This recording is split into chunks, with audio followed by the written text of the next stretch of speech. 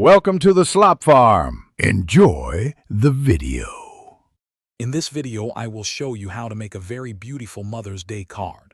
First, gather all your materials. You'll need some sturdy cardstock, a good pair of scissors, and reliable glue. Don't forget decorative elements like glitter, ribbons, or stickers. Think about your mom's favorite colors and choose supplies that reflect her style. Having everything ready makes the creative process much smoother. Now let's create the foundation for your card. Take an 8.5 by 11-inch piece of cardstock and fold it perfectly in half. This will be your card base.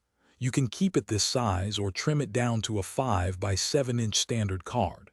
Think about adding a special touch, like a scalloped edge or a small window cutout on the front.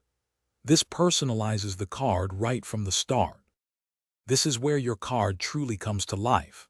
Start by adding your main decorative elements, perhaps a cherished photo, a hand-drawn picture, or a beautiful quote. Use glue to secure ribbons, buttons, or even small dried flowers. Layering different colors and patterns of paper can add depth and interest.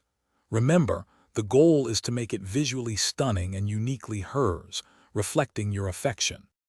Finally, the most important part, your message. Take your time to write something truly heartfelt. Express your love, gratitude, and appreciation for everything your mom does.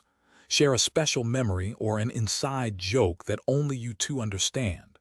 A sincere, personal message makes the card incredibly meaningful. Sign it with a warm closing, like "with all my love" and your name. She'll treasure it. Thanks for watching. Consider subscribing if we helped you today.